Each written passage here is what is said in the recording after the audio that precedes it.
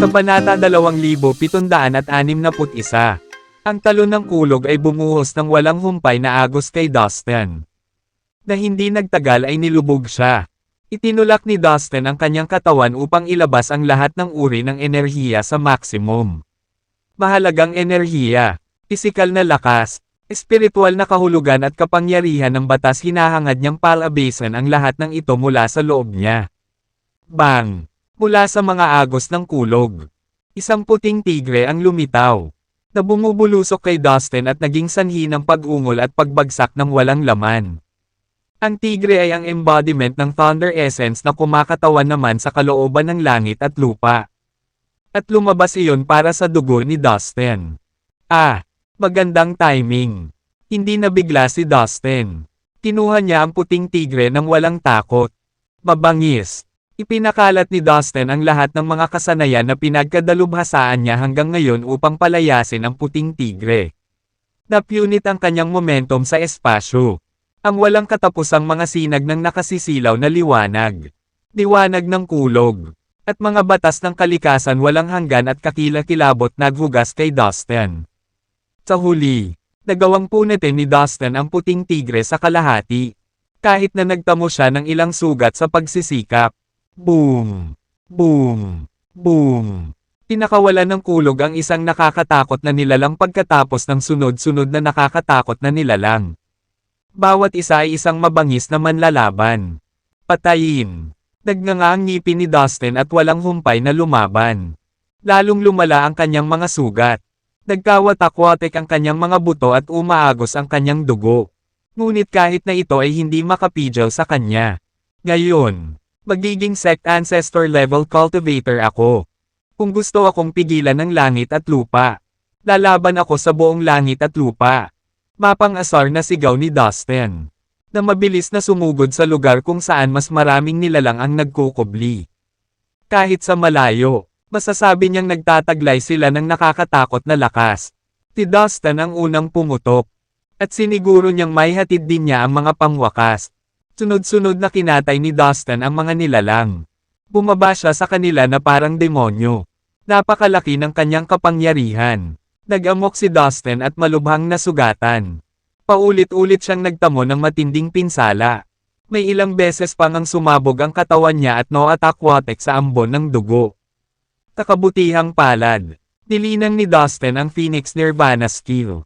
At pinrotektahan ng espiritual na puno ang kanyang espiritual na kaluluwa. Kaya ang kanyang pisikal na katawan at espiritual na kaluluwa ay mabilis na naibalik ang kanilang mga sarili. Sa katunayan, di nagtagal, nalaman ni Dustin na sa bawat pagkabuhay muli, lumalakas lamang ang kanyang katawan. Sa pamamagitan ng paglusob sa Heavenly Thunderstroke Doom, inamon niya ang mga batas ng kalikasan. At sa tuwing malalampasan niya ang pagsubok sa buhay o kamatayan, bumalik siyang mas makapangyarihan. Ilang sandali lang ay lumago ang kapangyarihan ni Dustin hanggang sa hindi maisip na antas. Alam ni Dustin na malapit na niyang maabot ang sect ancestor level. Kaunti na lang at mangibabaw na siya sa pagsubok na ito. Puff! Muling nagkapira-piraso ang katawan ni Dustin. Nagkawatak-watek ang kanyang mga buto at laman na parang pinong bakal sa isang pagan. Siya ay bumalik, muling itinayong mas malakas, sa bawat pagsubok at paghihirap. Para siyang binangungot, gulo-gulo ang buhok niya at ligaw ang mga mata. Gayunpaman, hinding-hindi siya susuko. Patayin. Nagsimulang magpakawala si Dustin ng nakakatakot na kapangyarihan sa pakikipaglaban. Ang kanyang mga kamao ay kumikinang na parang 2 araw. Na para bang sila ay nag-apoy. Pinasag ng bawat isa ang isang kakilakilabot na nilalang pabalik sa dagat ng kulog. Ang kapangyarihang nagmumula sa katawan ni Dustin ay sapat na ang lakas para niyanig ang mundo. Sa katunayan, sa sandaling iyon, ang buong Immortal End World ay yumanig ng husto. Natigilan ang mga naninirahan sa mundo. Nakaramdam sila ng nakakakilabot na aura na tila gustong magkaisa at kontrolin sila ng sabay. Sa labas ng silid ng oras, mas nabalisa ang mga kaibigan ni Dustin. I wonder how Master is doing. Sobrang nag-aalala ako sa kanya. Galit na sabi ni Violet. Sana ligtas siya. Wika ni Caroline. Isang tahimik na panalangin sa kanyang mga labi. Aabot si Dustin. Naniniwala ako sa kanya. Ipinahayag ni na Ivy at So ang kanilang suporta. Nakakuyom ang kanilang mga kamao. Nanalangin din sila para kay Dustin. Ang iba ay kinakabahan din. Dumating sina Kevin, Zenith, ang sundalo, at marami pang iba, na nagbabantay sa labas ng silid ng oras. Huwag kang mag-alala. Ang batang iyon ay isang mahuhusay na magsasaka. Ito ay isang piraso ng cake para sa kanya upang maabot ang antas ng ninuno ng sekta. Tinabi ng kataas-taasang banal na puno sa mga nagtipon sa paghihintay kay Dustin. Sa silid ng oras, hindi alam ni Dustin ang mga taong sabik na naghihintay sa kanyang pagbabalik. Siya ay lubos na abala. Patuloy pa rin sa pakikipaglaban sa kanyang paraan patungo sa katayuan ng ninuno ng sekta. Bring it on. Let's see heaven and earth stop me. Tulad ng isang Diyos ng digmaan. Si Dustin ay lamusong sa dagat ng kulog, kung saan hindi mabilang na mga nilalang ang patuloy na nagkatawang tao upang salakayin siya. Ang mga nakakatakot na nilalang na ito ay talagang nilikha ng batas ng kalikasan. Hindi sila totoong buhay. Sila ay mga bakas lamang ng mga maalamat na master na nabuhay sa nakaraan. Ang mga labi na ito, na nakaukit sa isang pader na bato, ay nag-anyong mga nilalang ngayon upang subukan si Dustin sa kanyang paghahanap sa antas ng sekta ng ninuno. Patayin. Pinakawalan ni Dustin ang pinakamalakas na puwersa ng enerhiya na pinakawalan niya sa buong buhay niya. Parang sasabog ang kanyang katawan. Naglalabas ng nakakasilaw na kidlat. Ang kakilakilabot na aura ay dumaan sa silid ng oras. Bang! Bang! Bang! Ang mga nilalang sa dagat ng kulog ay nagsimulang sumabog ng sunod-sunod. Na tinamaan ng napakalaking pagsabog ng enerhiya. Maya-maya, pamina ang kulog. Nagsimulang lumiwanag ang madilim na ulap sa kalangitan. Naghiwa-hiwalay ang mga ulap upang ipakita si Dustin na lumulutang sa hangin. Ang kanyang napakalaking aura ay nagpapanginig sa langit at lupa na parang pilit na pinipigilan siya. Hindi kailanman naramdaman ni Dustin ang napakalakas. Nagtagumpay siya sa lahat ng tatlong pagsubok. Alam ni Dustin na mula rito, siya ay isang tunay na sect ancestor level cultivator. Isa sa ilang mga master na nakatayo sa tuktok ng Pyramid of Might. Pinakalma ni Dustin ang kanyang karera sa pag-iisip ng sapat upang magsagawa ng masusing pagsusuri sa kanyang sarili mula ulo hanggang paa. Hindi nagtagal bago siya nakarating sa isang kasiyasang conclusion. Sa katunayan, ang kanyang kasalukuyang kapangyarihan sa pakikipaglaban ay ngayon ay hindi bababa sa daan-daang beses kahit libo-libong beses mas malakas kaysa dati. Sa wakas, naramdaman ni Dustin ang ganap na katatagan sa kanyang kasalukuyang antas. Pinati niya ang sarili sa paggawa nitong penultimate breakthrough. Ang espada, hindi pa niya naisip. Lumitaw sa kanyang harapan ang maikling gininto ang espada. Iyon ang sandata na naaga niya mula sa pinuno ng Sword Palace hindi pa katagal. Ang espada ay pinalusog ng hindi bababa sa asensya ng dugo ng pinuno ng Sword Palace. Nagningning ito ng napakalaking kapangyarihan. Gamit ang kanyang espiritual na kahulugan. Maingat na siniyasat ni Dustin ang gininto ang espada. Hindi nagtagal bago niya natagpuan ang markang espiritual na kaluluwa na iniwan ng pinuno ng Sword Palace. Dustin, bastard ka. Wait ka lang. I shall take my revenge. Ang espiritual na marka ng kaluluwa ay bumulaga kay Dustin. Ngumiti lang si Dustin bilang tugon bago pinunasan ang marka. Sa lugar nito, inukit ni Dustin ang kanyang sariling espiritual na marka ng kaluluwa. Sa panimula na nag-uugnay sa espada sa kanya. Ano nga ulit ang pangalan mo? Tama. Ang Flying Immortal Sword. Isang magandang pangalan. Kung ako ang tatanungin mo. Nakangiting sabi ni Dustin sa bago niyang sandata. Pagkatapos ay ipinatawag niya ang gininto ang espada sa kanyang elixir field at ginamit ang kanyang esensya ng dugo upang mapangalagaan ito. Ngayon sa susunod na plano. Kailangan ko munang sanayin ang concentration method at pagbutihin ang aking swordsmanship. Napakahalaga kapag nakalusot ako sa underworld. Naisip ni Dustin sa kanyang sarili. Naghahanda upang simulan ang mahabang pagsasanay sa silid ng oras. Sa labas ng silid ng oras, Ang pagkabalisa ng kanyang mga kaibigan at mga tagasunod ay nagsisimula ng umabot sa lagnat. Sobrang tagal na. Bakit hindi pa siya lumalabas? I'm dying to know kung nagawa niya o hindi. Nagtipon ang lahat sa labas ng silid ng oras na puno ng mga tanong at pag-aalala. Ang pinakamataas na banal na puno ay naghangad na pawiin ang kanilang mga takot. Maghintay ng matyaga. Huwag mag-alala. I can assure you this. Magtatagumpay siya. Ipinahayag ng kataas-taasang banal na puno. Sa loob ng secret chamber. Si Dustin ay nagsasanay ng concentration method para sa swordsmanship. Dahil si Dustin ay isang master na ngayon sa antas ng isang ninuno ng sekta. Ang kanyang pag-unlad sa pagpino sa paraan ng konsentrasyon ay mas mabilis kaysa dati. Araw-araw, sa loob ng maraming oras, patuloy na nililinang ni Dustin ang kanyang mga kakayahan. Hindi pa siya nag-ensayo ng ganito kahirap sa kanyang buhay. Pagkalipas ng mga dekada, sa wakas ay naabot ni Dustin ang antas na may kakayahang pagsamahin ang 20,000 sword light sa isa. Nangangahulugan ito na sa isang galaw.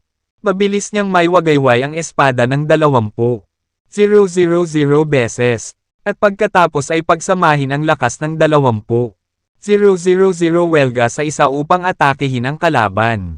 Maraming mga mundo ang natakot dito. Kapag ang isang cultivator ay may malakas na lakas at isang malakas na espiritual na kahulugan, magagawa niya iyon. Masasabing ang ganitong uri ng swordsmanship ay sapat na makapangyarihan upang labanan ang isang sekta na ninuno.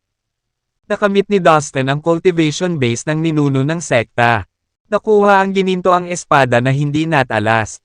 At natutunan ang swordsmanship ng pagsasama ng 20,000 beam ng sword light sa isa. Ang kapangyarihang panlaban ni Dustin ay sumailalim sa isang husay na pagbabago kamakailan. Maaari ko nang tapusin ang paglilinang na ito ngayon. Satisfied na tumayo si Dustin at lumabas ng secret chamber.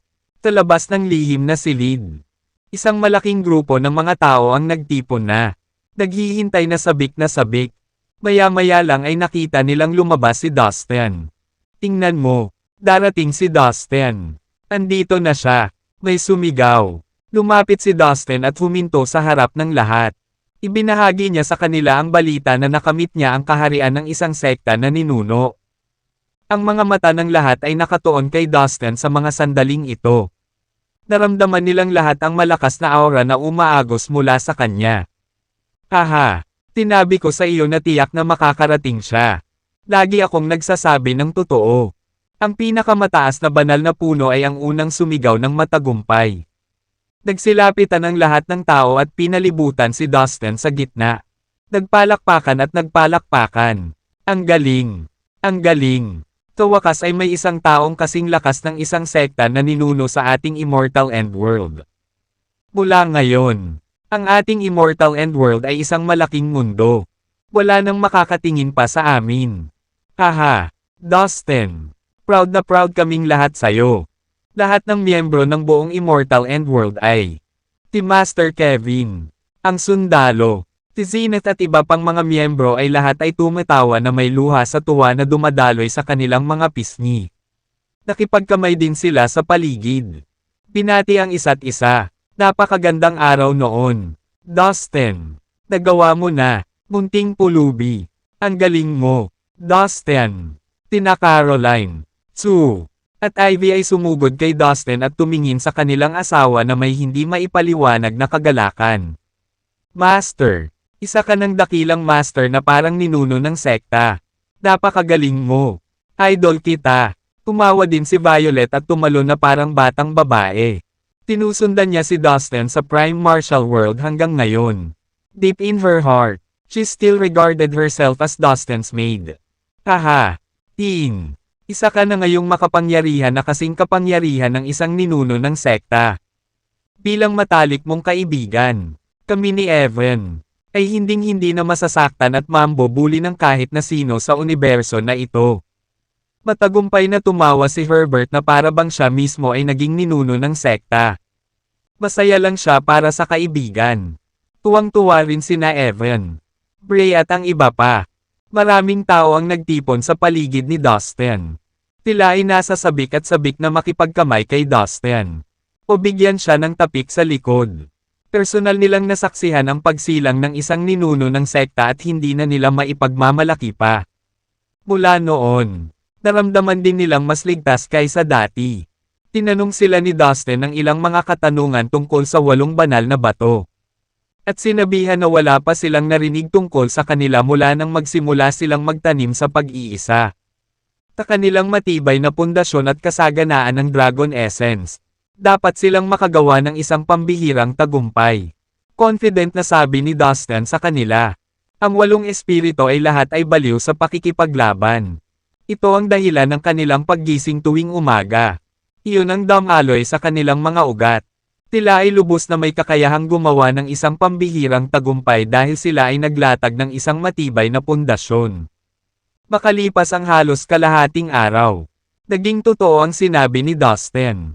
Sa labas ng lihim na silid kung saan nililinang ni Asa. Ang langit ay lumabo at mabilis na natakpan ng makapal na madilim na ulap.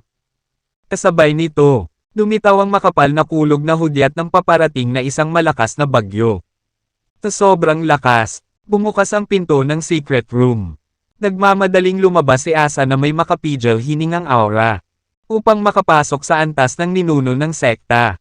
Ang isa ay kailangang dumaan sa 3 hamon.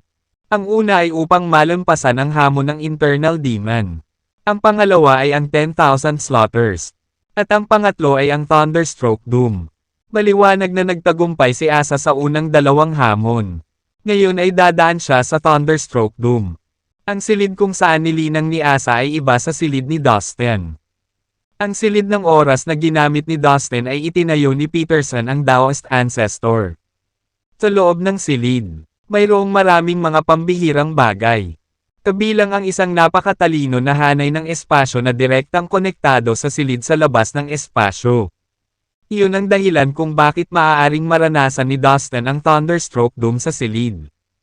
At ang sikretong silid kung saan nilinang ni Asa ay isa lamang ordinaryong silid na may mataas na antas ng pagtatanim. Kaya't kailangan niyang dumaan sa Thunderstroke Doom sa labas. Oo! Si Asa ay pumailan lang sa langit at tumagos sa liwanag. Walang kahirap-hirap na pumasok sa loob. Kung saan ang mga nakakakilabot na nilalang ay patuloy na lumilitaw mula sa lahat ng panig at sumugod kay Asa. Narinig ni Dustin at ng iba pang mga tao ang ingay at nagmadaling lumapit. Nakatayo mula sa malayo upang manood. Ang labanan sa pagitan ni Asa at ng mga nilalang ay napakatindi. Labanan ng ngipin at kuko. At ang malakas at matapang na estilo ng pakikipaglaban ng espiritu ng lahing banal na bato ay malinaw ding naaninag kay Asa. Makalipas ang ilang oras, sa pagtatapos ng araw, sa wakas ay tumigil ang makapal na ulap, kulog, at kidlat, haha, sa himpapawid. Umagalpak ng tawa si Asa. At isang nakakakilabot na aura ang lumabas sa kanyang katawan. Pinadilim nito ang langit at ang araw ay madilim. Congratulations! Lumipat si Dustin kay Asa. Dustin, nakagawa ka na rin ng breakthrough. Naramdaman agad ni Asa ang enerhiyang lumalabas sa katawan ni Dustin. Haha, ngayon sabay tayong nag-level up sa mga ninuno ng sekta. Gaano ba kagaling iyon? Tumawa si Asa. Ilang sandali pa, sa labas ng lihim na silid kung saan nililinang ni Willard. Nagkukumpulan ang mga maitim na ulap at walang katapusang pumutok ang kidlat. Si Willard ay nagmamadaling lumabas ng lihim na silid upang sumailalim sa Thunderstroke Doom. Matapos ang isang matinding laban, nagtagumpay si Willard na makalusot at naging master sa antas ng ninuno ng sekta. Sa susunod na mga araw, ang natitirang bahagi ng 8 Stone Saints kasama sina Farrar, Grease, Connor, Wesley, Jard at Boyd, ay matagumpay na dumaan sa Thunderstroke Doom. Lahat ng nilalang sa Immortal Endworld, kasama si Dustin, ay tuwang-tuwa sa nakakagulat na balita. Siyam na mahuhusay na figure. Sa parehong kaharian bilang isang ninuno ng sekta ay sunod-sunod na lumitaw sa parehong mundo. Tiyak, ang balita ay ganap na magdudulot ng sensasyon sa buong universo. Napakaganda ng siyam na magagaling na magsasaka na pumasok sa antas ng ninuno ng sekta ng sabay at sa parehong mundo. Ito ay talagang isang bihirang okasyon. Hindi pa ito nangyari sa kasaysayan ng sansinukob at malamang na hindi na ito mauulit. Mula ngayon, ang ating Immortal End World ay opisyal na maa-upgrade sa isang malaking mundo sa universo. Ang ating Immortal End World ay talagang tumayo at ngayon ay mayroon na tayong mga kahanga-hangang masters. Si Master Kevin, ang sundalo, si Zenith at iba pang mga tao ng lumang henerasyon ay lahat ay nakatitig sa isa't isa. Ang mga luha ay umaagos sa kanilang mga pisngi. Hindi nila maiwasang maging emosyonal tungkol dito. Sa napakatagal na panahon, ang kanilang mundo ay nagdusa sa ilalim ng pang-aabuso ng mas malalaking mundo. Iyon ay magiging sa nakaraan mula ngayon. Nakatayo sila sa lupa ng Immortal End Continent at umungal sa tuwa. Naunawaan sila ng lahat, sa universo na ito. Ang anumang mundo ay ituring na isang makapangyarihan at nakakatakot na puwersa hanggat mayroon itong siyam na mahusay na master sa antas ng ninuno ng sekta. Sa araw na iyon, ang buong Immortal End World ay napuno ng mga tagay at pagdiriwang. Lumapit si Dustin kay Master Kevin at hiniling sa kanya na ipalaganap ang utos na sa Immortal End World. Maraming templo ang dapat turuan na kolektahin ang kapangyarihan ng pananampalataya. Inilagay ni Dustin ang Daoist Robe na dinala niya mula sa Celestial para sa isang lihim na espasyo sa Immortal End World. Sa tulong ng ilang rune, ang lahat ng kapangyarihan ng pananampalataya sa Immortal End World ay mapupunta sa Daoist Robe na ito. Higit pa rito, si Dustin ay nagpatawag ng higit sa 100 iba pang mga master mula sa Immortal End Alliance upang magtayo ng mga templo sa kanilang mga mundo. Upang ang mga nilalang sa mga mundong ito ay sumamba ng buong puso. Sa ganitong paraan, magkakaroon ng walang katapusang kapangyarihan ng pananampalataya na makakalap mula sa mahigit 100 mundo at daan-daang milyong nilalang. Ang kapangyarihan ng pananampalataya na nakolekta ng Daoist Robe ay tataas ng husto at ito ay magiging isang pangunahing mamamatay sa hinaharap. Ang Daoist Robe na ito ang pinakamakapangyarihang sandata sa Immortal End World. Ngayon at sa hinaharap, sabi ni Dustin kay Master Kevin. Alam ni Dustin na kailangan niyang lumabas ng madalas habang lumalakas siya at lumakas. Gamit ang makapangyarihang sandata na ito, kakayanin ng Immortal End World ang anumang hindi inaasahang krisis. Sa ganitong paraan, hindi na niya kailangang mag-alala ng sobra. Ibinahagi ni Dustin ang spell kay Master Kevin. Sa ganitong paraan, magagamit na ni Master Kevin ang Daoist Robe ngayon. Well, oras na para iligtas ko ang mga taong nahuli at ipinadala sa Underworld. Sabi ni Dustin. Umalis si Dustin mula sa Immortal End World kasama ang isang grupo ng mga piling tao at nagtungo sa Tombstar Cluster. Ang kumpol ng bituin ay nasa kamay ng mga mabangis na tropa mula sa Underworld. Sumakay si Dustin at ang kanyang mga tripulante sa napakalaking barkong pandigma upang sumakay sa kanilang paglalakbay.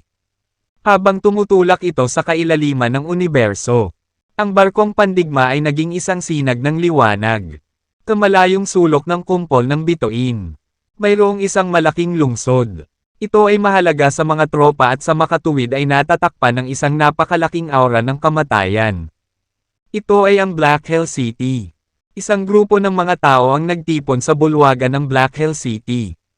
Pinaplano kong pumunta sa isang paghahanap para sa mga kayamanan ni Peterson ang Daoist Ancestor. Ngayon ko lang natuklasan na wala sila sa universo na ito. Sabi ni Irvin. Walang ginagawa para itago ang sama ng loob. Posible bang buhay pa si Peterson ang Daoist Ancestor? Maliit ang posibilidad na mabuhay siya. Bago siya tumakas mula sa Immortal World noon. Nahulog siya sa bitag na ginawa ng maraming kamangha-manghang mga master ng Immortal World. Siya ay nagtamo ng malalang pinsala at naubusan pa nga ng kanyang walang kamatayang enerhiya sa pagsisikap na maalis ang mga ito. Imposibleng nakaligtas siya doon. Pagtatapos ni Irvin, Prince Irvin, ang Peterson na Daoist Ancestor na iyon ay napakalakas. Walang makakapantay sa kanya sa Immortal World noon. Kaya sa tingin ko may pagkakataon pa na buhay pa siya. Tulungat na sagot ng isang figure sa isang itim na damit. Mayroon kang magandang punto.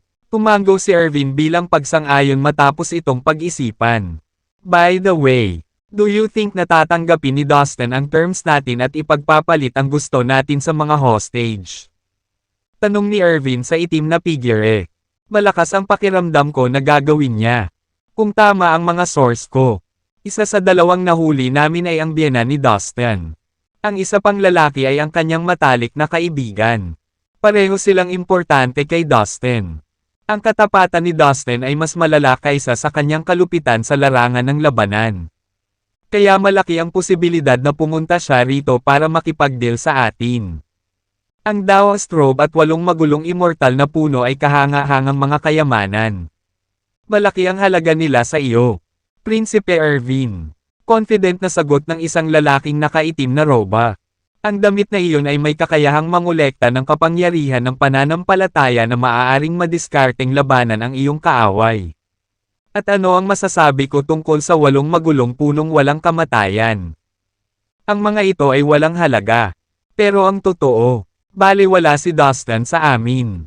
Kung ang lahat ay gumagalaw ayon sa plano, maaari nating palawakin ang ating lugar ng pangangaso upang mangolekta ng malaking bilang ng mga bangkay. Pagkatapos ay maaari nating sirain ang karamihan sa mga mundo sa universo na ito.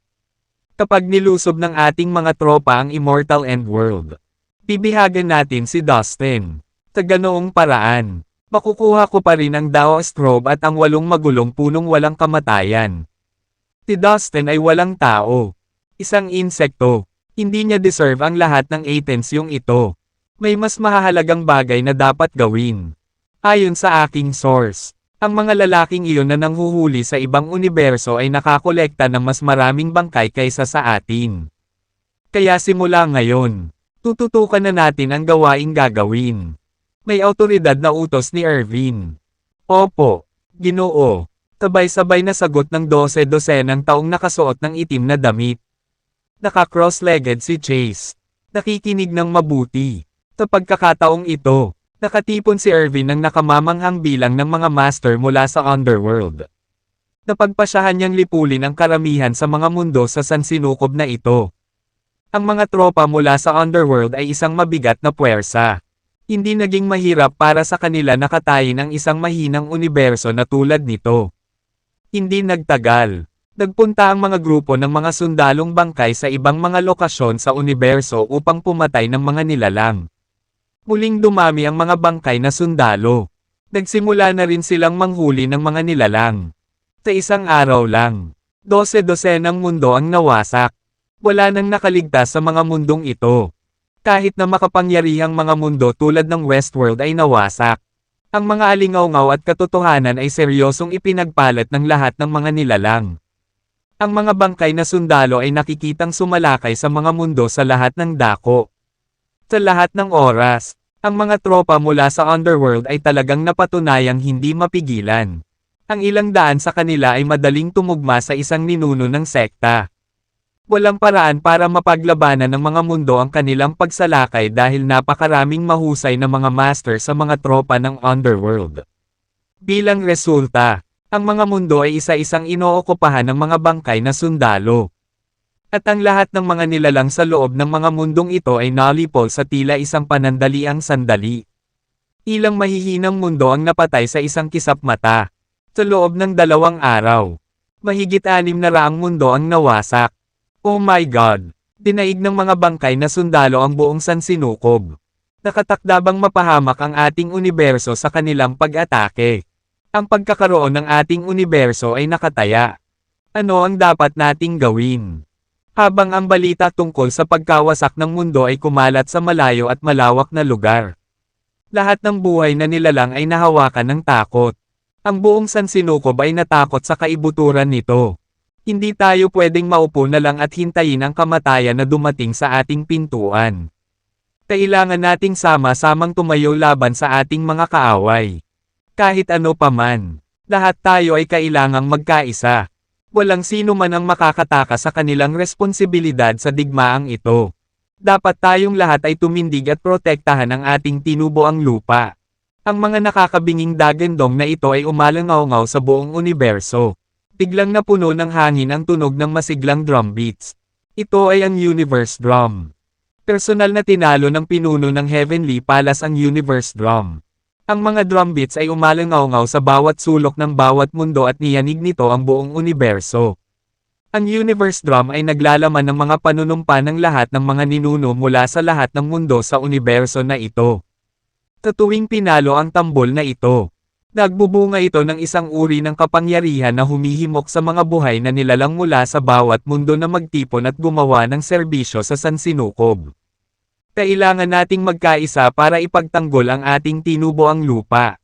Noong araw na iyon, nagsimulang tipunin ng lahat ng mga pinuno ang kanilang mga tauhan sa kani-kanilang mundo at sila ay nagtungo sa palasyo ng langit.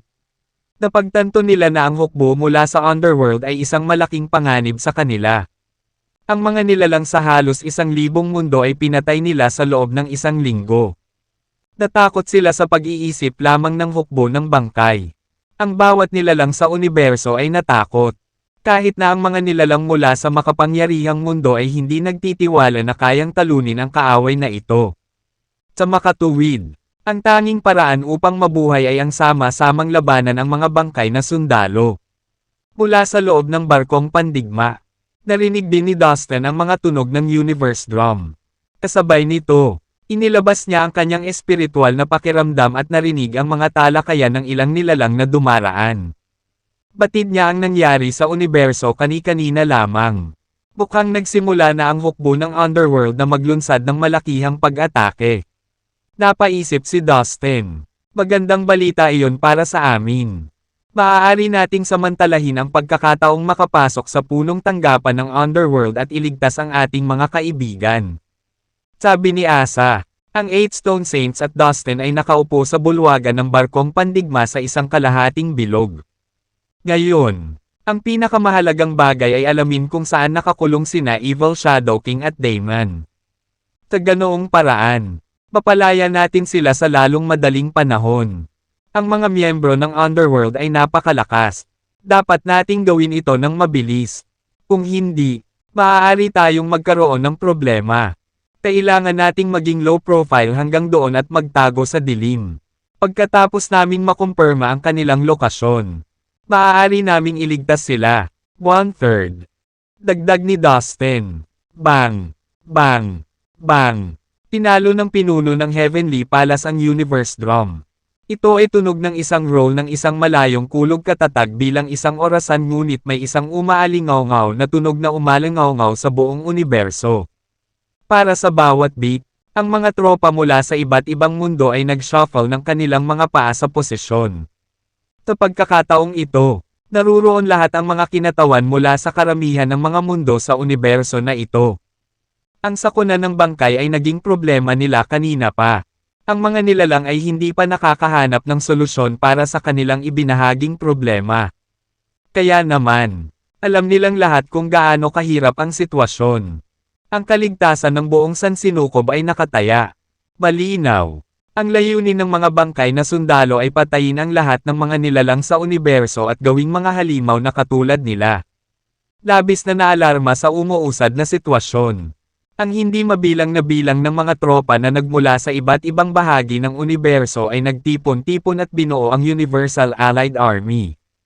Ang mga hinirang na pinuno ng hukbo ay ang mga pinuno ng Palasyo ng Langit at Palasyo ng Yaksha at 100 iba pang mga nangungunang master. Una, tinanggal natin ang pangunahing puwersa ng hukbo ng underworld. Mungkahi ng pinuno ng Heavenly Palace. At pagkatapos, pupunta tayo sa Tombstar Cluster at papasok sa kanilang headquarters. Ang mga master ay nagkaroon ng seryosong talakayan kung paano nila papabagsakin ang kalaban. Habang tinatapos nila ang kanilang mga plano, naghanda sila para sa labanan. Upang maging epektibo ang kanilang mga plano, hinati nila ang kanilang malaking hukbo sa mga pangkat. Nagmarcha silang lahat sa iba't ibang lugar kung saan naroon ang mga tropa ng underworld. May milyon-milyong individual na nagsisiksikan sa espasyo habang patungo sila sa iba't ibang direksyon. Daan-daang libong mga sakay ang sumakay palayo. Ang kanilang mga kabayo ay humihinga at ang mga hayop ay umuungal. Kumikinang ang kanilang mga baluti. Ang laban na ito ay isang koreograpong sayaw ng pagkawasak sa loob ng mahabang panahon. Na nagwasak sa kanilang mundo, determinado silang wakasan ito minsan at magpakailanman. Ang underworld, sa kabilang banda, ay nagpatuloy sa paggalaw ng kanilang mga puwersa. Sila ay tumingin bilang kataka-taka tulad ng dati. Kung hindi higit pa, ang kanilang mga katawan ay punit-punit. At ang kanilang dugo ay naging makapal na kayumanggi at kung paanong unti-unting natutunaw ng kanilang tiyan ang laman na dati ay sa kanila. Kapag natapos na nilang patayin ang lahat ng nilalang sa isang mundo, hindi na sila mag-aaksaya ng oras at talunin ang isa pa. Gayunpaman, ang ilan sa kanila ay maglalaan ng kanilang oras upang kolektahin ang mga labi ng kanilang mga biktima sa sandaling lipulin nila ang kanilang mundo. Magsisimula na ang labanan. Ang Universal Allied Army ay kalaunan ay nakaharap sa hukbo ng bangkay. Ang parehong partido ay may kahanga-hangang bilang ng mga tao. Nakatayo sila sa tapat ng isa't isa. Sumasakop sa isang malawak na lugar. Napakalaking bilang ng mga sundalong kasangkot. Halos imposible na magkaroon ng labanan sa isang lugar. Mayroong ilang mga larangan ng digmaan. Bang! Bang! Bang! Muling umalangaw-ngaw ang tunog ng Universe Drum. Sa bawat tunog ng drum, ang moral ng Universal Allied Army ay napalakas. Hindi nagtagal. Sumibol ang mga sigawan at mga tawag sa labanan. Tumataas ang lakas, na pinupuno ang hangin na parang kulog. Nasusunog sila, kahit na ito ay mapuputol ang kanilang huling hininga. Lalaban sila sa lahat ng nakuha nila. Isang hinirang na miyembro ng sekta ang nagpabagsak ng mga tambol. Ang pinuno ng palasyo ng langit ay nasa unahan. Buong galaw siyang tumayo roon. Handang ibagsak ang sinumang haadlang sa kanya. Bago sumiklab ang labanan, nagkaroon ng panandaliang katahimikan sa pagitan ng dalawang partido. Pagkatapos ay biglang, ang bawat isa sa mga partido ay sumugod sa isa't isa, na may labis na puwersa sa bawat suntok. Ang bawat isa ay hindi gusto ang iba pang patay. Gusto nilang basagin sila. Puksain. Wala nang may baon. Puksain ang lahat ng mga bangkay na sundalo at protektahan ang aming tinubuang bayan. Tigaw ng isa sa mga pinuno habang hinahampas niya ang mga paparating na sundalong bangkay. Dapat nating alisin ang mga kalaban. Ipaglalaban natin ang ating universo. Patayin ang lahat ng makakaya mo. Ang mga iyak ng labanan ay yumanig sa kalangitan. At sila ay pinasigla ng kanilang pagnanais na talunin ang isa pa. Nagkabanggaan ang mga sandata. Makikita ang kanilang mga anino. Ang mga pag-atake ay mabangis, mahusay, at nakamamatay. Determinado ang Universal Allied Army na tapusin ito minsan at para sa lahat. Ang mga bangkay na sundalo ay matagal na silang sinasaktan. Bumangon sila sa pag-aalsa sabik na ipagtanggol ang kanilang mga tahanan. Dahil lahat sila ay lumaban para sa mas malaking layunin. Ipinakita nila ang kanilang buong kakayahan. Ang mga bangkay na sundalo naman ay nanatiling tahimik sa kabuuan. Ang kanilang aura ay sumisigaw ng kamatayan at sila ay nagtataglay ng mga nakakatakot na kapangyarihan. Dugo ay tumalsik sa lahat ng dako. Ulo ay gamulong pababa at ang mga mandirigma ng Universal Allied Army ay buong lakas na nakikipaglaban. Sunod-sunod na sumabog ang mga bangkay na sundalo. Ginamit ng magkabilang panig ang kanilang pinakamakapangyarihang sandata habang galit na sinubukan nilang makuha ang kalamangan. Ang mga sundalo ay umatake na may galit na nagpapagatong sa kanilang mga sistema. Sila ay sumigaw hanggang sa hindi nila magawa. Hanggang sa sila ay nagpahinga sa kawalan. Nagpatuloy ang labanan. Ang mga alon ng enerhiya na nagmula sa mga larangan ng labanan ay yumanig sa buong sansinukob. Nararamdaman ng mga nilalang na hindi bahagi ng labanan ang panginginig nito. Gaano man sila kalayo, ang mga matatandang nilalang na matagal nang nabuhay at nasa bingit ng kamatayan ay nanalangin at umiyak. Nalungkot sila na ang sansinukob ay kailangang dumaan sa gayong pagsubok. Habang nangyayari ang lahat ng ito, isang barkong pandigma ang tahimik na dumating sa Tomb Star Cluster. Ang punong tanggapan ng mga tropa mula sa Underworld. Ito ay barko ni Dustin. Ang mga tao mula sa universo na ito ay namuhunan ng malaki upang mag-set up ng mga makikinang na hanay sa labas ng Tomb Star Cluster upang i-lock ang lugar noong huling narito sila. Ngunit ngayon, ang lahat ng mga array ay wala kahit saan upang makita.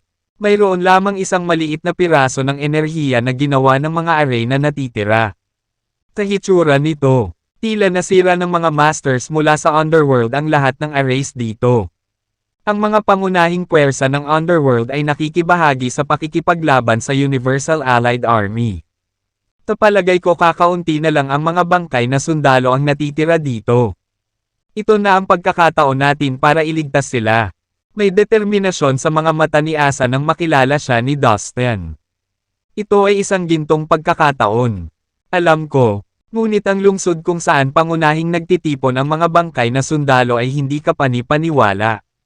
Noong nakaraan, kahit ang matanda ay nabigo na pumasok dito. Imposibleng makapasok kami. Nag-aalala ako na ang dalawang matanda ay nakakulong sa lungsod na iyon. Mahihirapan tayong iligtas sila dahil napapaligiran ng mga bangkay na sundalo ang partikular na lugar na iyon. Kumunat ang noo ni Dustin at tumigil sandali. Pinipilit niya ang kanyang utak para sa mga ideya na makakatulong sa kanilang magtagumpay sa kanilang misyon ngunit hahayaan din silang umalis nang hindi nasaktan. Ang Eight Stone Saints, tulad ni Dustin, ay nanatiling tahimik. Alam nila kung gaano imposibleng makapasok sa lungsod. Maging ang matandang lalaki na isinilang ilang siglo na ang nakalilipas ay walang magawa sa lungsod. Postahan ako na walang sino man sa universo ang maaaring makapasok doon. Kung hindi, ang mga nangungunang master, at maging ang pinuno ng Heavenly Palace, ay sinalakay na ang lugar na ito matagal na ang nakalipas. Nasa isip ito ng Eight Stone Saints at Dustin. Ito ay magiging isang ganap na pag-aaksaya ng kanilang oras upang ipagsapalaran ang kanilang buhay sa imposibleng misyon na ito. Imposibleng kunin natin ito sa pamamagitan ng puwersa. Bulalas ni Dustin pagkatapos mag-isip ng mabuti ng ilang sandali. Ang tanging paraan na magagawa natin ito ay kung palihim tayong papasok sa lungsod at hahanapin ang kinaroroonan ng mga matatanda. Takalang natin sila may iligtas. Pabalik-balik si Dustin sa loob ng barkong pandigma. Nag-iisip ng anumang paraan para mailigtas sila. Pumasok sa lungsod. Sumingit ang Eight Stone Saints. Halatang nagulat sa planong iminungkahi ni Dustin. Ang lungsod na iyon ay mukhang isang lihim na sandata sa halip na isang tunay na lungsod. Ang mga lihim na armas ay pino at kinokontrol ng kanilang mga amo. Kung makapasok tayo dito at mapansin, baka balutin tayo ng Panginoon ng lungsod sa loob nito at malamang na makulong tayo doon magpakailanman. Nag-aalalang banggit ni Asa. May sarili siyang pagdududa sa mga plano ni Dustin. Pero wala na tayong ibang choice. Kung hindi tayo pumasok sa lungsod, hindi natin sila may iligtas. Tumalikod si Dustin. Tatingin ko ang dalawang matanda ay pinananatili sa lungsod na iyon. Kung hindi tayo makapasok dito, wala tayong pagkakataong iligtas sila. Naisip ni Connor na tama si Dustin. Ito ang tanging paraan para magawa nila ito. How about this? Manatili ka sa labas at ako mismo ang papasok doon. Alok ni Dustin. Kung tutuusin, ayaw niyang ipagsapalaran ang buhay ng ibang tao. Ano bang pinagsasabi mo? Kung gusto mong pumasok dito, sasamahan ka namin. Sa tingin mo ba duwag tayo? Nagtaas ng boses si Asa. Pumugat siya ng mahabang hininga at agad na kinalma ang sarili. Sang-ayon ako sa kanya. Kung nakapagdesisyon ka na, babalikan ka namin. Huwag kang maglakas loob na kumilos ng mag-isa sa isang ito. Ito ay isang napakadelikadong paghahanap. Ang iba pang miyembro ng Eight Stone Saints ay baliw na dinurog ang mesa. Isang mapait na ngiti ang ibinigay ni Dustin. Ang Eight Stone Saints ay may maikling init ng ulo. Kung susubukan kong pigilan silang pumasok sa lungsod kasama ako, malamang na magagalit sila sa akin. Maya-maya, bumigay si Dustin at dinala sila. Ini-teleport niya ang kanyang mga tripulante palabas ng Slave Tower at ipinagkatiwala sa kanila ang kanilang mga gawain. Inutusan niya ang isa sa mga higanting tagapaglingkod, 8 banal na puno, at karamihan sa kanyang mga nasasakupan mula sa Immortal End Alliance na magtago sa labas ng Tomb Star Cluster. Habang ang isa pang higanting lingkod, ang Eight Stone Saints, at ang kanyang sarili ay papasok sa lungsod kung saan matatagpuan ang punong tanggapan ng mga tropa ng Underworld. Sa tulong ng Aura Disguising Skill, nagpanggap si Dustin bilang isang bangkay na sundalo. Dahil ang kanyang kakayahan ay tumugma sa Sect Ancestors, makakamit niya ang buong potensyal ng Aura Disguising Skill. Kahit na ang mga dakilang master sa antas ng ninuno ng sekta ay hindi makita ang panlilinlang ni Dustin. Ang mga nangungunang masters, tulad ng pinuno ng Heavenly Palace, kung mabibigo silang bigyang pansin, ay mamimiss ang mahusay na pagbabalat kayo ni Dustin. Sa Tomb Star Cluster na puno ng Death Aura, maingat na tinungo ni Dustin ang gitna ng Star Cluster kung saan matatagpuan ang lungsod. Ang Tomb Star Cluster ay nagngangalit sa amoy ng kamatayan. Hanggang sa kalaliman nito, kapuso nito ay nakatayo ang isang itim na lungsod. Ang matataas na nakaambang na mga pader nito ay nagbibigay ng isang mabigat na aura. Si Dustin, na nagbalat kayo bilang isang bangkay na sundalo ng mundong ito, ay nagsimulang maglakad patungo sa lungsod. Walang mga bantay na nakapost sa labas ng kuta. Ngunit ang mga tarangkahan ay sarado. Ang mga tarangkahan ay inukitan ng madilim. Kumikinang na ron, misteryoso at makapangyarihan, na nagliliwanag ng nakamamatay na banta.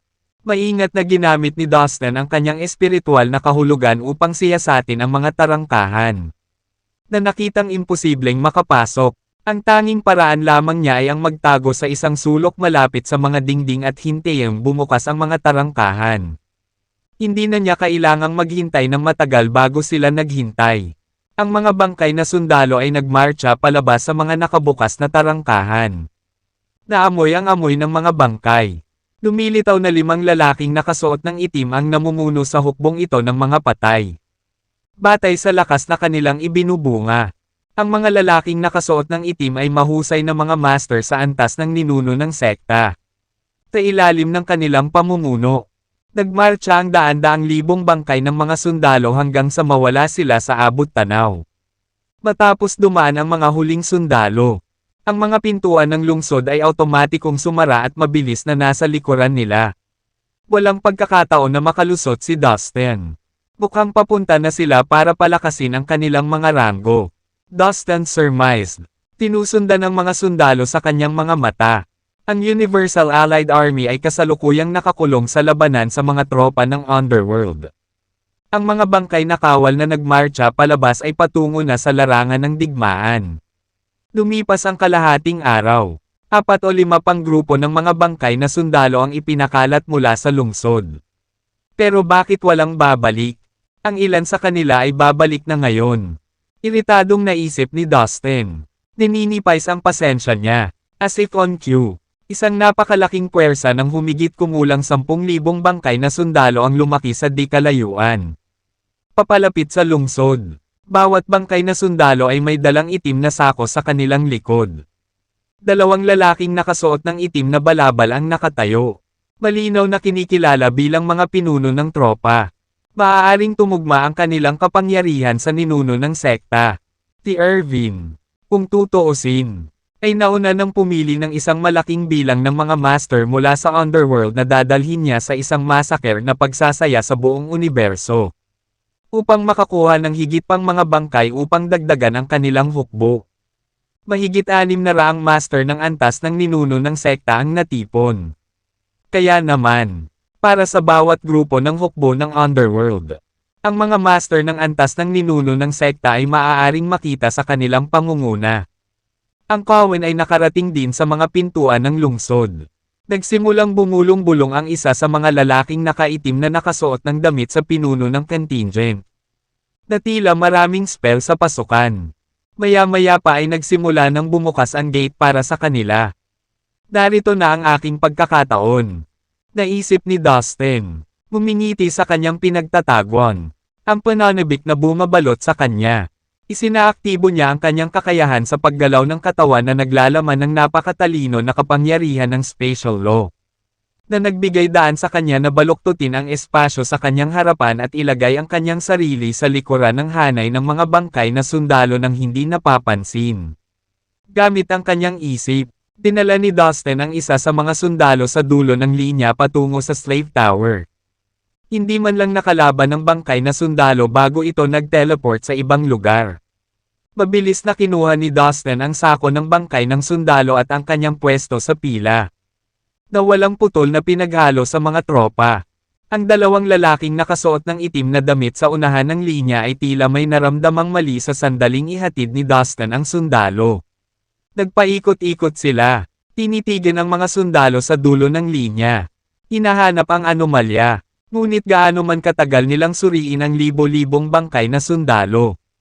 Wala silang nakitang kakaiba. Ito ay dahil nakamit ni Dustin ang buong potensyal ng aura disguising skill. Imposibleng makita ng dalawang lalaking nakaitim na damit ang kanyang pandaraya. Dahil kumbinsido na walang mali, pinamunuan ng mga master na may itim na damit ang mga tropa sa lungsod. Dahil dito, tahimik na nakahinga ng maluwag si Dustin.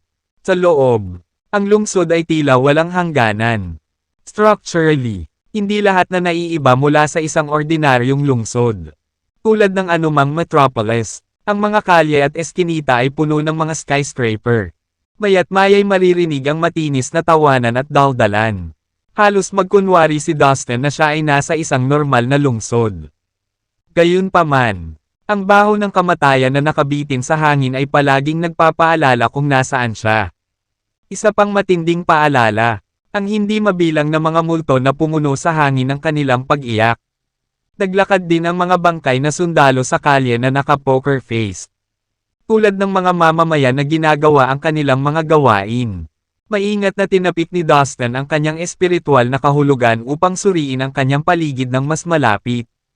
Na natuklasan na ang mga gusali ay talagang puno ng mga bangkay na sundalo. Nakapak na parang sardina sa mga silid. Ang mga bangkay na sundalo ay nakatayo pa rin na parang walang ekspresyon ng mga puppet na walang puppet master. Nalaman ni Dustin na wala silang inilalabas na enerhiya. Mukhang ang mga bangkay na sundalong ito ay kadalasang nakatabi lamang sa mga gusali. Kailangan nilang i-activate tulad ng mga makina. Haka-haka ni Dustin. Umaway si Dustin kasama ang mga bangkay na sundalo habang ang dalawang lalaking nakasuot ng itim na damit ay humantong sa contingent sa isang sulok ng lungsod. Tila patungo sila sa isang malaking altar sa di kalayuan. Hindi mabilang na malalaking flag na may misteryosong rune at pattern na nakasabit sa paligid ng altar. Napakalaki ng istruktura kaya natakpan nito ang buong kalawakan ng isang malawak na kapatagan. Ang altar ay puno ng mga katawan na nakatambak na napakataas na parang mga bundok. May mga salansan ng mga katawan sa abot ng mata, na umaabot hanggang sa abot tanaw. Halos tinansya ni Dustin na mayroong mahigit 1 bilyong bangkay sa altar. Pumasok ang mga lalaking nakasuot ng itim. Tinundan sila ng mga sundalo ng walang tanong. Pagdating sa altar, kinalas ng mga bangkay na sundalo ang kanilang mga itim na sako at inihagis ang mga ito sa lupa. Mula sa mga bag ay bumagsak ang mga sariwang katawan, na may mga marka pa rin ng kamakailang pagkamatay. Hanggang noon ay ginagaya lang ni Dustin ang galaw ng iba pang mga sundalo sa paligid niya. Ngunit ngayong nakita niya ang laman ng mga sako, natauhan siya. Tila ay kinukolekta ang mga bangkay sa mga larangan ng digmaan at pinananatili ang mga ito sa altar na ito. Ito ay isang lugar ng imbakan para sa mga patay na mandirigma. Ang mga watawat sa paligid ng altar ay nagsimulang kumapa sa hangin, na naglalabas ng batas ng kamatayan sa mga katawan. Ang mga watawat na ito ang nag-iingat sa mga bangkay, na pinipigilan ang mga ito na mabulok. Matapos maubos ang lahat ng mga bag, ang dalawang lalaking nakaitim ay nagwagayway ng kanilang mga kamay. Ang mga bangkay na sundalo pagkatapos ay mekanikal na nagmarcha pabalik sa mga gusali sa lungsod. Ibinalik ang kanilang mga sarili sa mga nakaimpake na silid. At pagkatapos ay nakamamatay na bumagsak. Ang lahat ng mga bangkay na sundalong ito ay malinaw na naisaaktibo lamang at na-deactivate kung kinakailangan. Chance activation or need. Itinago lang sila sa mga gusali na parang isang kalakal. Si Dustin ay sumabay sa mga galaw. Tinundan ng ilang patay na mga sundalo hanggang sa isang gusali. At sa wakas ay ibinagsak niya ang kanyang pagkilos doon. Pagdating sa loob, hindi siya nag-aksaya ng oras na sinusuri ang lahat ng mga silid gamit ang kanyang espiritual na kahulugan. Natagpuan ang bawat isa na puno ng mga bangkay, na nakatayong parang mga estatwa. Nadarama rin ng kanyang espiritual na pakiramdam ang paggalaw ng dalawang lalaking nakaitim na damit, na ngayon ay lumilipad patungo sa isang malaking palasyo sa gitna ng lungsod. Matapos matiyak na nakaalis na ang mga master na nakasuot ng itim, tumalikod si Dustin at naging invisible para ma-explore ang lungsod ng malaya at hindi na-detect. Panahon na para hanapin ang Evil Shadow King at Master Damon. Niresolba ni Dustin. Ang hangin sa loob ng malaking lungsod ay napuno ng napakalaking aura ng kamatayan. Bawat kalye at lansangan ay puno ng mga bangkay na sundalo na nagbubulungan kung saan-saan upang isagawa ang iba't ibang gawain. Tinubukan ni Dustin na natural na makihalo gamit ang kanyang aura disguising skill habang siya ay naging isang ordinaryong bangkay na sundalo. Matapos ang halos kalahating araw na pag-alagala sa loob ng lungsod, napagmasdan niya na ang karamihan sa mga gusali ay parang mga kamalig ng mga bangkay ng mga sundalo na nakatambak. Isa sa ibabaw ng isa. Bago ang pag-activate, ang lahat ng mga bangkay na sundalo ay tulad lamang ng mga ordinaryong bangkay ng mga tao at hayop. Gayunpaman, napansin din niya na may ilang malalaking palasyo sa gitna ng lungsod na kainahinala. May mga gwardya sa mga tarangkahan. At ang mga palatandaan ng buhay ay maaaring malabong maramdaman na nagmumula sa loob. Palihim na tumungtong si Dustin sa gitna ng lungsod. Iniiwasan ang anumang pagtuklas. Naalala pa niya ang dahilan kung bakit siya pumunta rito noong una. Kailangan niyang hanapin ang Evil Shadow King at Damon mula sa hybrid na Titan race na banihag ng mga tao mula sa Underworld para banta si Dustin. Pagkatapos ay maingat siyang pumasok sa isa sa mga palasyo upang hanapin kung saan man maaaring nakatago ang kanyang mga kaibigan. Pagpasok niya, nakita niya ang mahigit 10 bangkay na sundalo na nagbabantay at gumagala sa palasyo. Ang mas nakakaintriga ay nang makita ni Dustin ang napakaraming mga bangkay na sundalo. Napatuloy na pumapasok sa palasyo na may dalang malalaking itim na telang bag. Ngayon maghintay ng 1 segundo. Nakilala ko ang mga bag na iyon. Dapat may mga bangkay ang mga itim na bag na iyon. Napansin na ito ni Dustin ng ilang sandali at umabot sa conclusion. Nang magpanggap siyang isa sa mga bangkay na sundalo at palihim na pumasok sa lungsod na ito. Nagkaroon siya ng pagkakataong makita ng malapitan ang parehong malalaking itim na bag. Nalaman niya noon na ang mga itim na bag na ito ay mga kayamanan sa kalawakan na ginagamit upang mag-imbak ng mga bangkay. Kaya nagsimula siyang magtaka kung bakit dinadala ng mga bangkay na sundalo ang napakaraming bangkay sa palasyo. Huwag mong sabihin sa akin na ito ang lugar kung saan sila nagmi-mass produce ng mga nakakakilabot na bangkay na sundalo. Dito ba sila bumubuo ng kanilang kahindek-hindek na hukbo? Natarante si Dustin habang nakikita ang mga eksenang nangyayari sa harapan niya. Isang lamig ang damaloy sa kanyang gulugad nang biglang sumagi sa kanya ang pag-iisip. Naunawaan ni Dustin ang dahilan ng Underworld sa likod ng pagkakaroon ng napakaraming patay na katawan. Pino nila ang mga ito sa hindi mabilang na mga bangkay na sundalo na madaling manipulahin. Kaya lumalakas ang kapangyarihan ng kanilang hukbo. Ang lugar na ito ay kung saan ginawa ang mga bangkay na sundalo. Iyon lang siguro ang dahilan kung bakit ang maraming bangkay ay patuloy na inililipat sa loob ng palasyo. At kung bakit ang lugar ay mahigpit na binabantayan. Nang masaksihan ang lahat ng ito, mas naging curious si Dustin sa mga nangyayari sa loob at mas nanabik na makita ang proseso ng kanyang sariling mga mata. Matyaga siyang naghintay ng pagkakataon at agad itong sinamantala ng makakita ng bukas. Tinutukan niya ang isa sa mga bangkay na sundalo at madali niya itong nakontrol. Matapos matagumpay na manipulahin ang bangkay na sundalo, inilipat niya ito sa slave tower at sinimulang kunin ang pwesto ng bangkay ng sundalo at dalhin ang mga itim na bag sa palasyo. Na may composed na mukha. Perpektong kumilos si Dustin at sumama sa grupo ng mga bangkay na sundalo na may dalang ilang itim na bag na tela papasok sa palasyo. Kapag pasok sa palasyo, masusing pinagmasdan ni Dustin ang loob nito upang mahanap ang anumang kapansin-pansing impormasyon. Iyon ba ay isang altar? Nagulat si Dustin sa kanyang nakita. At isang Daoist na pari. Isang tunay na pari ng tao. Paano ito posible? Lubhang nag-alinlangan si Dustin sa kanyang nakita dahil hindi niya maipaliwanag kung paano ito magiging totoo. Ang altar na nakita ni Dustin ay kitang-kitang inilagay sa loob ng palasyo.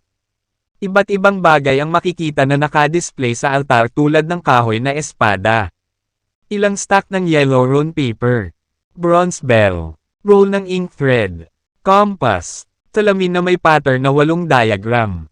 Rice bowl. Bote na puno. ng dugo ng manok, at mga piraso ng cinnabar. May ilang hanay din ng command flag na nakalagay dito. Sa isang sulyap, malinaw na nakilala ni Dustin na ito ay isang tipikal na altar na ginagamit ng sinumang Daoist na pari kapag nagsasagawa ng Daoist magic. Sa likod ng nasabing altar ay nakatayo ang isang medyo may edad na paring Daoist na nakasuot ng mahabang damit na may nakikitang pattern ng 8 diagram dito. Ikinumpas niya ang kanyang mga kamay habang gumuhit ng mga mahiwagang pattern sa hangin gamit ang kanyang espada. At binibigkas ang mga salitang hindi maintindihan na dapat ay mga magic spells. Sa kanyang harapan ay isang hilera ng mga bangkay na nakahanay na nakahandusay sa malawak na espasyo. Napakapamilyar ng lahat ng nakita niya. Sigurado si Dustin na ang mga elemento at ang mga kilos na ginawa ng Daoist na pari na ito ay kapareho ng dati niyang nakita sa Earth ang mundong pinanggalingan niya. Ang mga tauhan.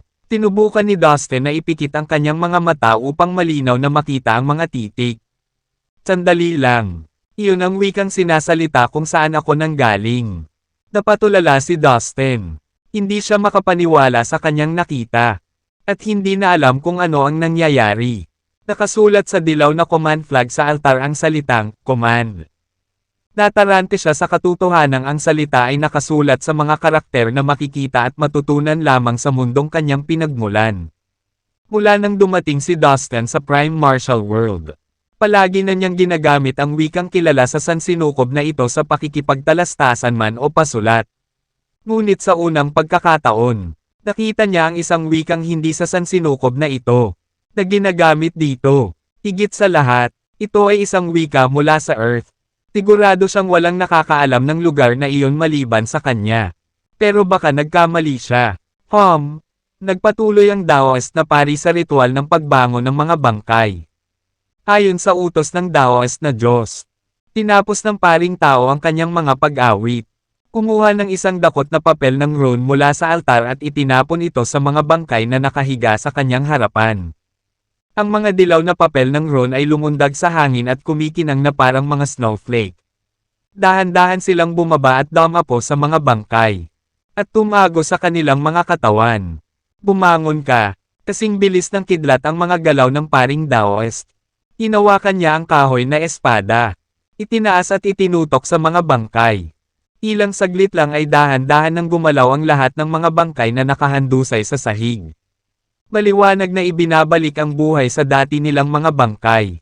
Bahagyang nanginginig ang bawat bangkay habang sinusubukan nilang bumangon. Ngunit maya-maya, mabilis silang tumalon at tumayo ng matatag sa harap ng altar.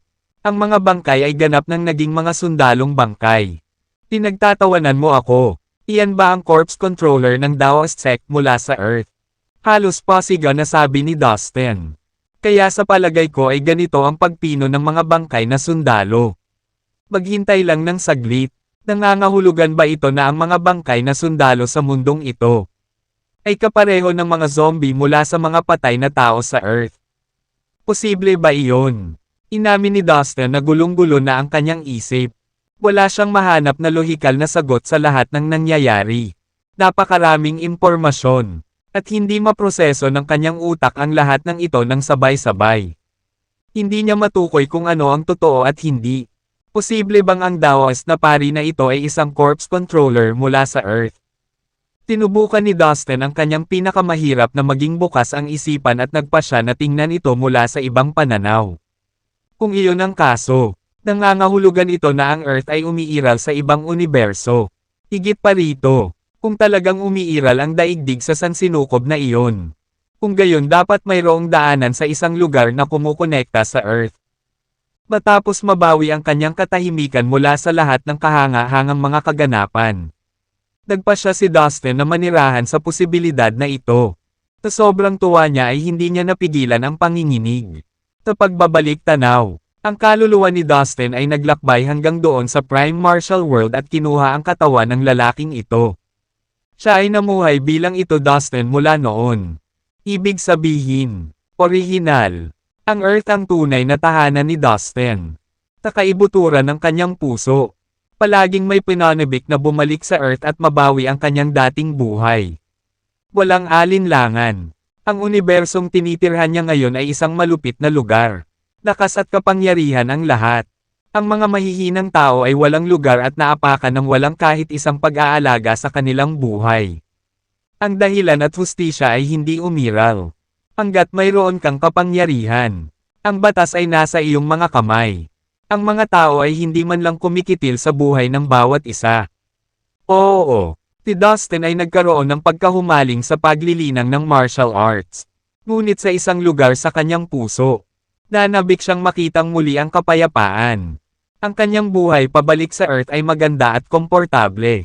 Ito ay medyo mapurol kumpara sa buhay na kanyang pinamumunuan dito sa universo. Ngunit namuhay siya sa kapayapaan at kasiyahan. Nagkaroon siya ng mas maraming pagkakataon upang masiyahan sa kanyang buhay. Kung talagang nagmula sa Earth ang corpse controller na ito, dapat ay masasabi niya sa akin kung paano ako makakahanap ng daan pabalik sa Earth. Ngunit tinutulungan niya ang underworld na pinuhin ang lahat ng mga bangkay na sundalo. Kaya sa tingin ko ay hindi siya papayag na sagutin na lang ang anumang itatanong ko sa kanya. Kung tatanungin ko siya dito at ngayon, tiyak na ipapaalam niya sa iba na nakalusot ako sa kanilang palasyo. Paputok ang takip ko at malalagay ako sa malaking problema. Tila ang tanging pagpipilian ay ang kalagkarin ko siya palabas ng lungsod. Pagkatapos ay maitatanong ko sa kanya ang lahat ng gusto ko. Pinilit ni Dustin ang kanyang utak at nakaisip ng pinakamahusay na paraan ng pagkilos. Nagpasya siyang maghintay ng tamang timing para kidnapin ang controller ng bangkay. Oh, nakalimutan ko. Kailangan ko munang iligtas ang dalawang matanda bago ko kunin ang controller ng bangkay na iyon palayo dito. Dapat talaga akong mag-ingat. Kung may makadetect sa presensya ko, wala akong pagkakataong mailigtas ang dalawa. Napaisip si Dustin habang patuloy na ginagampanan ang papel ng isang ordinaryong bangkay na sundalo. Kaya't sinundan niya ang iba pang mga bangkay na sundalo na bitbit ang mga itim na bag kung saan sila patungo. Pagkaraan ng ilang sandali, umalis sila sa palasyo at pumunta sa ibang lugar sa loob ng lungsod. Doon ay nakita niya ang isa pang malaking palasyo sa gitna ng lungsod. Sa loob ng palasyo, maririnig ang mga boses na nagsasalita sa isa't isa. Maniniwala ka ba? Ang mga nilalang na iyon ay nag-organisa ng isa pang hukbo para ipadala laban sa atin. Masyado nilang pinahahalagahan ang sarili nila. Takabutihang palad. Magagamit natin iyon sa ating kalamangan. Hayaan silang ipadala ang kanilang hukbo na ipinagmamalaki nila. Aalisin namin ang lahat ng mga ito dito minsan at para sa lahat. Makakatipid ito sa atin ng oras at pagsisikap mula sa pangangaso sa kanila ng paisa-isa. Ipunan ang bawat kawal na mayroon tayo at lipulin natin ang bawat isa sa kanila. Walang mananatili. At tayo, ang mga tao sa underworld, ay magkakaroon ng buong universo sa ating sarili. Napangisi ang isang magandang lalaki habang lumilingon sa paligid mula sa bulwagan ng palasyo. Si Irvin iyon, ang prinsipe ng underworld. Huwag kang mag-alala, kamahalan. Ang tagumpay ay palaging nasa ating panig. At ang labanang ito ay hindi magiging exception.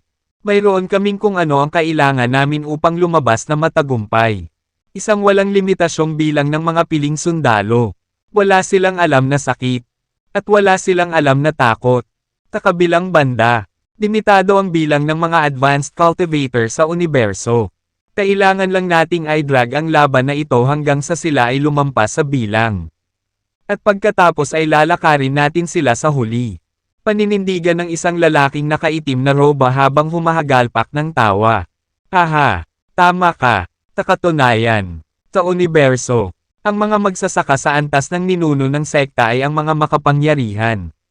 Well, guess what? Maaari nating makuha ang mga ito sa dami ng gusto natin. Ilang tao sa tingin nila ang kasya sa kanilang hukbo? Libo-libo. 10,000 libo. Ang cute, meron tayong unlimited na sundalo. Hayaan silang maglakad ng malaya at magtipon dito. Gusto kong makita ang mga reaksyon sa kanilang mga mukha kapag napagtanto nilang nakatayo na sila sa kanilang mga libingan. Kambit ni Irvin na may malademonyong ngisi sa mukha. Prince Irvin, marami na tayong pinatay kamakailan.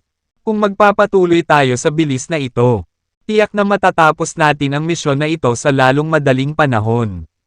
Sabi ng isang lalaking nakaitim na robe sabay tawa. Higit pa riyan ang gusto ko. Gusto kong gawin ang higit pa sa hinihiling ng aming pinuno. Hiniling niya sa akin na pangasiwaan ang misyong ito upang subukan ang aking kakayahan. Tisiguraduhin kong mapapabilib siya. Lahat tama. Magpadala ng higit pang mga master sa mga larangan ng digmaan. Gusto kong sirain mo ang Universal Allied Army. Utos ni Erwin. Sabay-sabay na tumayo ang isang dosenang lalaking nakasuot ng itim na damit. Opo, Ginoo. Sabay-sabay nilang sagot. Nagpakita sila ng malaking paggalang kay Erwin dahil isa siya sa mga pinaka-promising na kandidato para maging susunod na pinuno ng Underworld. Kung mapahanga natin siya, baka bigyan niya tayo ng mataas na posisyon kapag naging pinuno siya ng Underworld. Naisip ng mga lalaki. Ang mga lalaking nakasuot ng itim na damit ay nagmamadaling lumabas ng palasyo at tinipon ang kanilang mga tauhan. Sila mismo ay nagplano na sila mismo ang sumulong sa digmaan. Tila na, nakilala ni Dustin ang dalawa sa kanila nang lumabas sila ng palasyo. Kamakailan ay gumagala si Dustin sa iba't ibang lugar sa gitna ng lungsod. 2/3. Agad na bumaha ang galit sa katawan ni Dustin nang makita niya ang dalawang lalaking nakaitim na damit.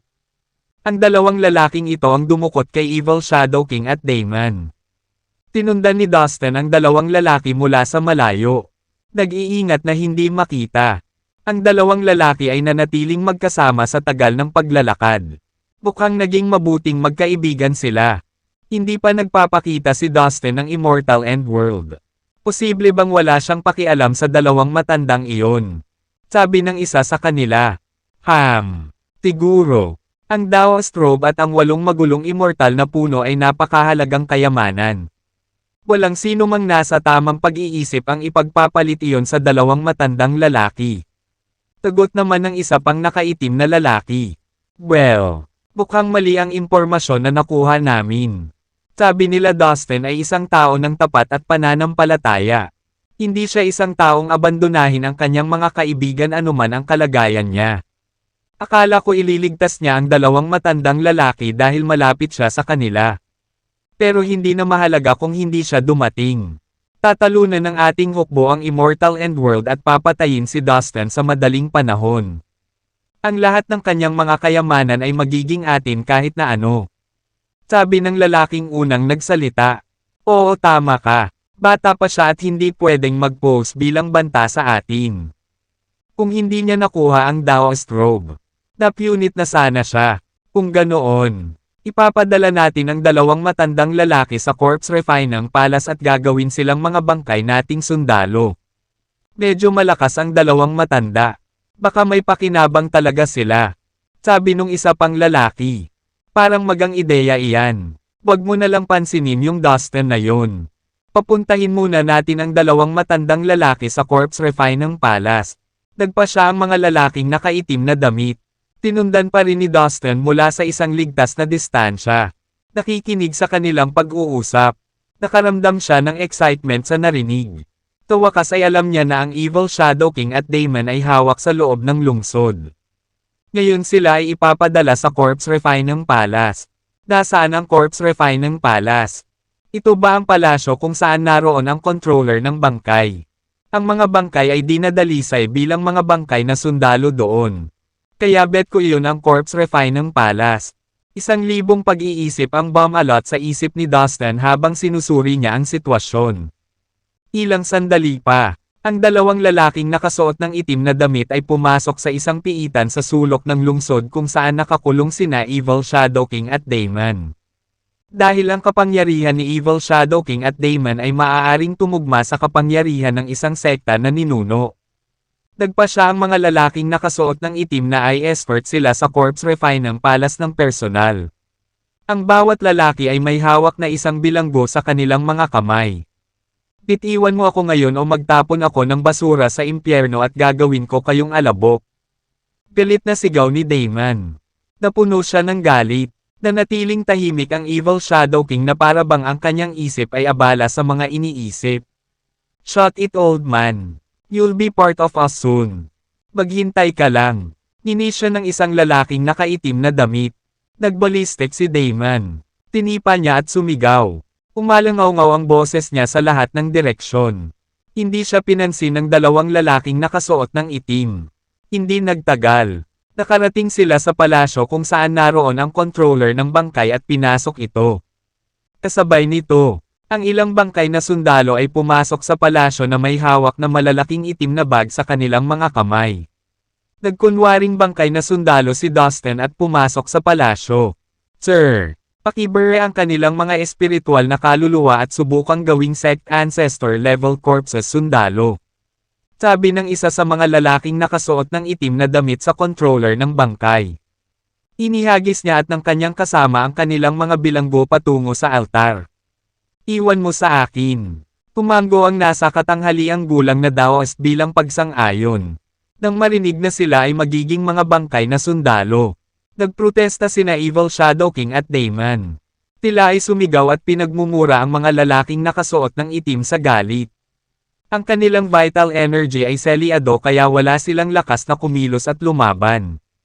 Haha, huwag kang matakot. May favor ako sa inyo.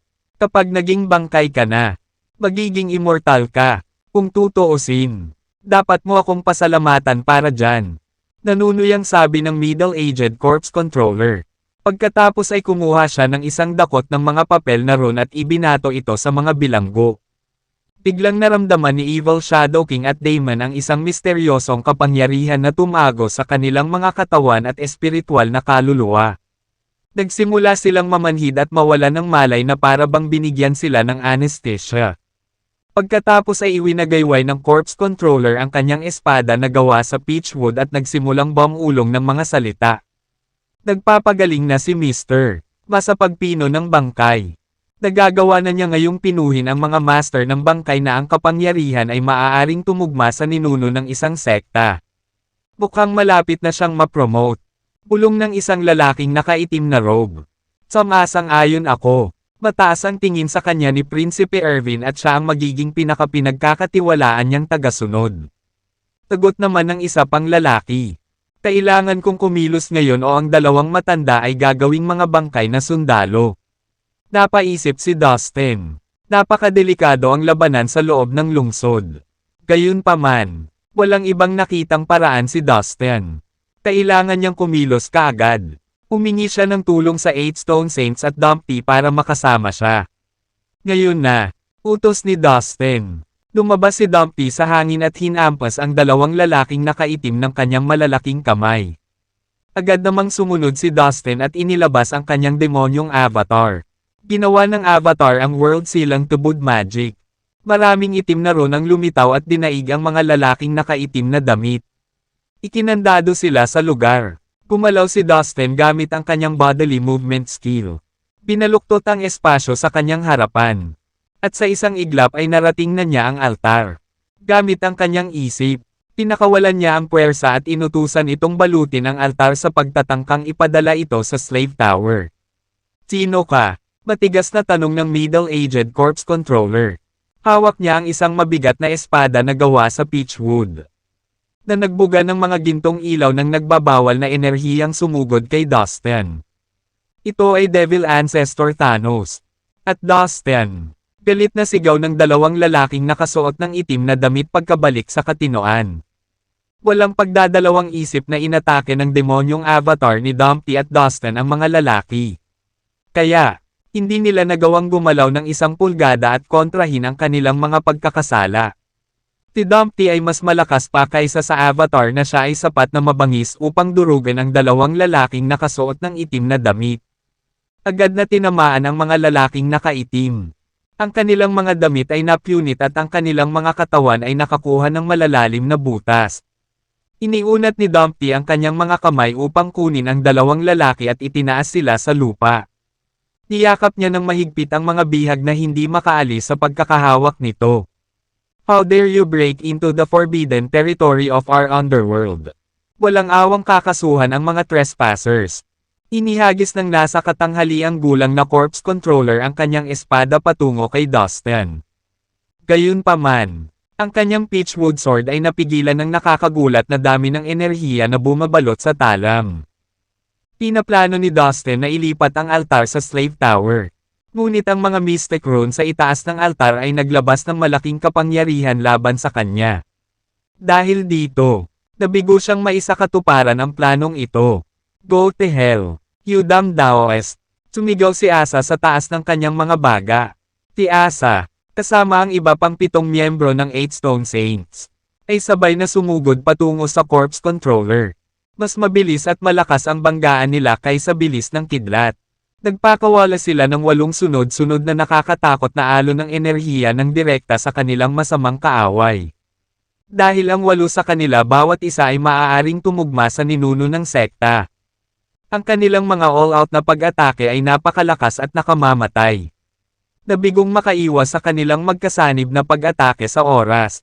Ang nasa katanghaliang gulang na Corpse Controller ay itinapon sa hangin na may dugong umaagos mula sa kanyang bibig. Ang puwersa na ginawa ng altar ay biglang humina. At ang mga ron ay biglang nagsimulang mawala. Nakita ko, ang body controller ang namamahala sa altar. Dahil nasugatan siya, hindi siya makapag-focus sa pag-control dito. Dahil dito, nawala ang kapangyarihan ng altar. Naisip ni Dustin. Gamit ang kanyang isip, sa wakas ay nailipat ni Dustin ang altar sa Slave Tower. Buhayin mo siya, sabi ni Dustin sa 8 Stone Saints. Well, you really are a lucky dog for us to spare. You bloody Daoist, sabi ni Asa. Pagkatapos ay lumapit si Asa. Hinawakan ng nasa katanghaliang gulang na controller ng bangkay. At inihagis siya kay Dustin. How dare you provoke the underworld? Kung wala ang altar, ang lakas ng nasa katanghaliang gulang na corpse controller ay lubhang humina. Tinatakan ni Dustin ang enerhiya ng controller ng bangkay at ipinadala siya sa Slave Tower. Dustin, nakalusot ka lang ba dito? Biglang bulalas ni Evil Shadow King at Damon. Natulala nang makita si Dustin. Terra, umalis muna tayo dito. Tigaw ni Dustin. Wala siyang pakialam na ipaliwanag sa kanila kung paano niya nakuha ang kanyang hindi nararapat na pag-access sa lungsod. Kaya naman, habang tumatagal sila roon, mas malamang na malagay sila sa gulo. Hindi nag-aksaya ng oras. Agad niyang inilipat ang Evil Shadow King, Damon, ang 8 Stone Saints, at Dumpty sa Slave Tower. Pagkatapos, mabilis na tumakbo si Dustin patungo sa mga pintuan ng lungsod. Literal siyang tumakbo na parang paniki palabas ng impyerno. Hindi pa ganoon kabilis tumakbo si Dustin. Sa isang iglap, papalapit na si Dustin sa gate ng Metropolis. Samantala, umalangaw-ngaw ang mga dagandong ng galit sa gitna ng lungsod habang si Dustin ay mabilis na tumatakbo patungo sa mga tarangkahan. Nako, hindi. Ang palasyo ng pagdalisay ng bangkay. Naramdaman ng mga master ng underworld na may nangyaring mali. Mabilis silang sumugod sa corpse refining palace. Anong nangyari? Hooders make trouble in the Black Hill City, sabi ni Irvin sa malalim na boses. Biglang nagsimulang manginig ang buong lungsod sa kanyang kontrol. Isang aura ng kamatayan at miasma ng bulok na mga bangkay ang agad na sumibol. Dumating na si Dustin sa gate ng lungsod. Inalis niya sa tore sina Dumpty, ang 8 Stone Saints, Evil Shadow King, at Damon. Sabay nating salakayin ang pinto para sirain ito, sabi ni Dustin sa mga kasama niya. Parehong hindi nasugatan ng Evil Shadow King at Damon. Hindi na nila nagawang lumaban dahil ang kanilang mga enerhiya ay naharang sa simula. Ang mga Panginoon ng Underworld ay nagplano na gawing kanilang mga tauhan.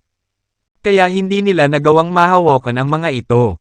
Gayunpaman, tinulungan sila ni Dustin na i-unlock ang kanilang mga enerhiya. Magkasama nilang sinugod ang pinto ng buong lakas. Isang napakalaking kapangyarihan ang tumama sa mga tarangkahan sa isang suntok. Dayanig ang pinto dahil sa nakakatakot na puwersang natanggap nito. Sa isang iglap ay bahagyang itinulak ito ngunit napakakitid ng bitek na tanging karayom lang ang makakalusot dito. Bagamat matibay ang pinto, hindi nito nakayanan ang mga pag-atake ng napakaraming master. Pagkatapos ng lahat, si Dumpty, ang 8 Stone Saints, ang demonic na avatar ni Dustin, Evil Shadow King, Damon, at Dustin ay pawang mga Panginoon sa unang klase. Walang alinlangan na ang kanilang mga welga ay napakalakas. Agad silang nakita ni Irvin. Nako, Walang paraan para makatakas ka dito ng ganoon kadali.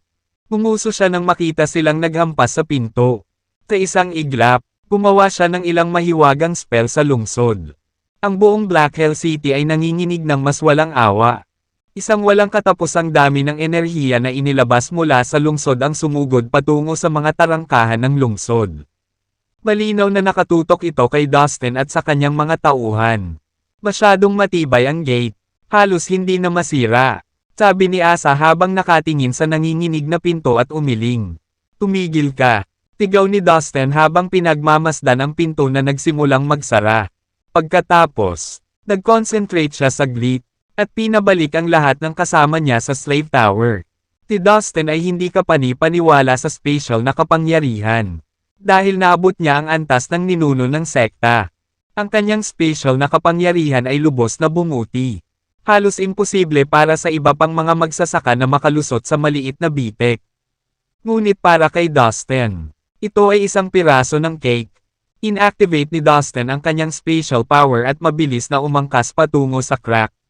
Sa isang pintig ng puso, nalampasan niya ang maliit na bitek at agad na nasa labas ng lungsod. Sino iyon? Hindi pa ako nakakita ng isang taong may kahanga-hangang spatial power. Isang figure na may wizard hat sa isa sa mga palasyo ng Black Hell City ang nakanganga kay Dustin na nakabuka ang bibig. Si Chase, na nanunood sa mga pangyayari sa harap ng kanyang mga mata, ay naramdaman na nakatakas si Dustin sa lungsod. Siya ay nasa lubos na pagkabigla. Pagkatapos ng lahat, ang Black Hell City mismo ay isang mahalagang kayamanan ng underworld dahil sa dakilang kapangyarihan nito. Ang pagkaalam na may nakatakas palabas ng lungsod sa pamamagitan ng isang maliit na bitek ay talagang nakakagulat. Ang mga tarangkahan ay nababalot ng sinumpaang mahika at napuno ng makikinang na hanay. Kahit na ang karamihan sa mga master sa lungsod ay hindi makadaan dito.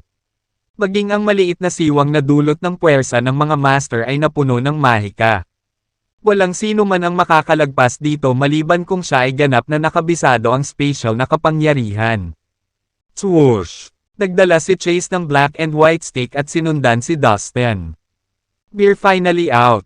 Muntik na tayong matrap doon sandali. Bulalas ni Dustin sa tuwa. Napakalapit na noon. Ina-activate ang lungsod na iyon nang makalusot ako. Ang ilang makapangyarihang magic treasure. Ang lungsod na ito, sa sandaling aktibo. Sa palagay ko ay hindi ako makakaalis dito. Kung kikilos ako makalipas ang 1 minuto, makukulong ako doon ng walang hanggan. Naisip ni Dustin. Boom! Nang makaramdam ng swerte si Dustin. Marahas na yumanig ang lungsod sa likuran niya.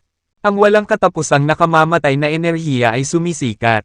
Isang lubhang kakilakilabot na presyon ang biglang dumating kay Dustin. Ang lungsod ay malinaw na isang makapangyarihang kayamanan ng mahika.